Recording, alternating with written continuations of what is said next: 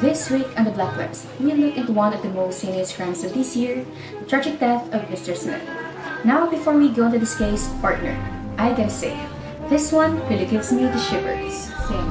Watch out with this one because you will not expect what will happen. Well, let's get into this. Here we go. Stephen Smith, a 27-year-old male model living peacefully in Tondo, Manila, was found dead with 6 shallow lacerations, 5 stab wounds in his head and torso, and naked in his living room on the night of September 10, 2022. The crime scene was full of bloodstains. As the scene of the crime operatives initiated their investigation, they found 5 items that are allegedly told to be connected to the crime: displaced furniture, broken glass, and a damaged phone. As the medico legal was made open for public reading, it was known that the victim also had bruises in his pelvic and private areas. It has been said that the victim has suffered from fatal injuries to the head, torso, and 3 stab wounds in the heart. The used murder weapons were said to be a paring knife and an ice pick, considering the fatalities in the wound. A fluid specimen and a strand of hair found from the victim were also found by the forensic doctors, with allegations rising of rape. After the incident, the local government unit of Mr. Smith ordered a 9 p.m. lockdown to prevent such happenings. Bars and recreational facilities are ordered to close at 7:45 in the evening. The neighborhood also ensured to be home before 8:30. During the investigation, it was claimed that the initial motives of the suspects were for robbery only, but then the victim could have caught the suspect and tried fighting. The 6 lacerations were caused by a paring knife of almost 3 to 4 inches in length. The victim was said to be put down from where the suspect attempted to rape the victim. Due to the fur movements of the two, the furniture was displaced and the glass placed on the table dropped. After the sad scenario, it is suspected that the crime doer took his exit through the windows of the house. Footprints outside the house were seen. It is said that the footprints were made by size 17 Cole Haan Chaka boots. After several interrogations from civilians within the vicinity, the police found 3 people who have the motives for the murder of Mr. Smith. First is Analinda Kauster, 56 years of age, and a 4'11" skinny lady who is one of the neighbors of Mr. Smith. Mrs. Kauster is said to be the one who once spread falsities that tarnished the name of Mr. Smith a year ago. Since then, both of them were never back to being on good terms. Next on the list is Roberto Lopez, 34 years old, a muscular man. Mix Lopez is the former manager of Smith.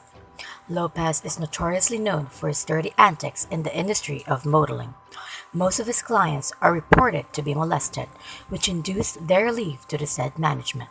Smith and the brown-haired manager were said to have no proper farewell to one another because Smith abruptly left their care a couple of months ago. Lastly, Albert Castro, 28 years old, a naturally black-haired with a muscular build ex-boyfriend of Smith. Castro and the victim were said to break up due to personal reasons just a month ago. They have not ended up on good terms. Sources tell that Smith cheated on Castro, which had become the main reason for their separation. The police department crossed out Mrs. Analinda Kauser for the crime, as the doer of the crime should have a muscular build, which Mrs. Kauser doesn't have. The detectives performed an interrogation session with the remaining suspects to know which of them are guilty of the crime. Mix Lopez told the officials that they have not connected with Mr. Smith since their ways part. Moreover, they have claimed to not even see one another since the day of Smith's resignation. When the detectives asked Lopez where he was on the night of the incident, he said that he was LP working overnight at his home. Mr. Castro, on the other hand, immediately got emotional by the news. He confessed that he had felt a grudge for Smith, but would not do anything like what happened to Smith weeks ago. The police investigators then got the results from the analysis of the scene hair strand and the fluid specimen found on the victim's body. The results claimed that the hair was naturally brown and the fluid specimen was from Mr. Smith and not from the suspect. The police raised suspicion about Lopez as he was the brown-haired person among the remaining suspects. The damaged phone was then utilized to navigate the recent contacts Smith had days before the incident. It was found out that Smith and Lopez had been talking to one another on September 3, 2022, just exactly before the incident. Lopez's statement was opposed by the granted information, which leads to intensified suspicions. After further deliberations, it was found out that Lopez was not at his home on the night of September 10th. Neighbors claimed that it was only in the morning when Lopez went home. A search warrant was then ordered by the court to have a search investigation at Lopez's home. The police found a 3.8-inch paring knife and a 5-inch ice pick, which were then known to be the murder weapons. After a while, the investigators also found a pair of size 17 coal hand chukka boots on his boot shelf of Lopez. It was once stated that the footprints outside the victim's home were made by the said pair of shoes.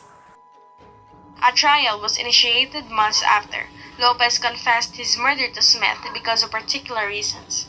Part of this was his frustration with the sudden resignation of the victim.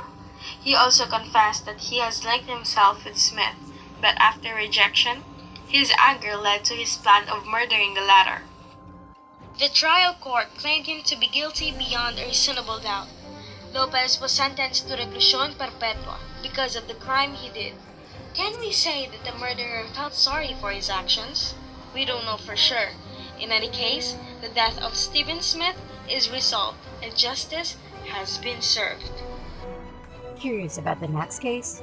Watch the next episode of The Blacklist out this week.